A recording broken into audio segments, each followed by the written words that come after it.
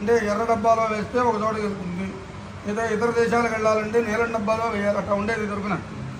ఇది కూడా అంతే, అది చూసే ఇది పెట్టుకున్నారు వీళ్ళకి జాతి.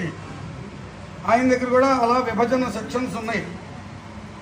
ఆ ప్రకారంగా ఆ జిహ్వని మనం ఆవాహన చేసి ఆ అగ్నిహోత్రంలో రూపాన్ని తయారు చేసుకుని ఆ జిహ్వలో ఆ ద్రవ్యాన్ని నిక్షిప్తం చేయాలి.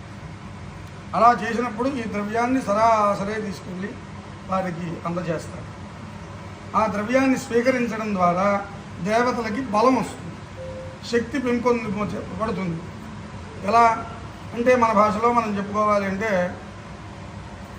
బ్యాంకులో బ్యాలెన్స్ అనుకుందాం, ఫోన్లోంచి టికెట్గా వాళ్ళకి వీళ్ళకి నెంబర్లు నొప్పుతూ ఉంటే వెళ్ళిపోతూ ఉంటాయి. అందులో వేసేవాడు ఒకటి వేయటం కావాలిగా, ఉంటేనేగా పంపించడానికి వీలవుతుంది. జీరో బ్యాలెన్స్ వచ్చాక ఇంకెవరికి పంపిస్తాం, ఎవరికి పంపించం. అందుకని మంత్రాధీనంతో దైవతం చెప్పుకున్నాం. తన మంత్రం బ్రాహ్మణాధీనం, బ్రాహ్మణో మమ దేవత.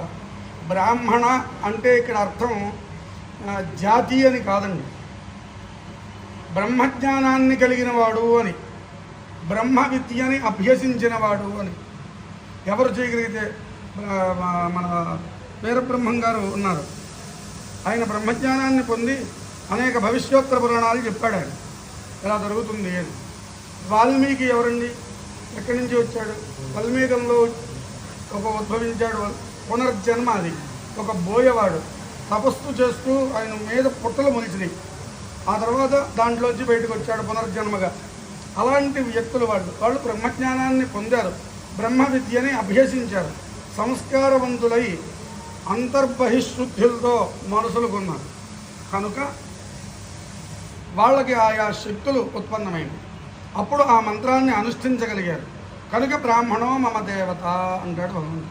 ఎందుకోసమని ఆ మంత్రాన్ని అనుష్ఠించి తద్వారా ఆ హవిస్సుని వాళ్ళకి అందజేయడం ద్వారా దుర్భిక్షం దేవలోకేషు, దేవలోకంలో కూడా దుర్భిక్షం వచ్చింది ఒకనొకప్పుడు. ఋషులందరూ కలిసి మహాయాగములన్నీ చేసి ఆ దుర్భిక్షాన్ని పోగొట్టారు. మనకి ఆరుణగేతుకంలోనే చెప్తుంది, దుర్భిక్షం దేవలోకేషు అని చెప్తారు. దేవలోకంలో కూడా దుర్భిక్షం వచ్చింది, రాక్షసులందరూ దండెత్తి వెళ్ళారు దేవతల మీదకి, అక్కడ దుర్భిక్షం ఏర్పడింది. ఏం చేయాలి అంటే వశిష్ఠాది మునులందరూ కూడా కూర్చుని దానికి ఏం చేయాలని ఆలోచించి వాళ్ళు యాగాలు చేసి వాళ్ళకి శక్తిని సమకూర్చారు.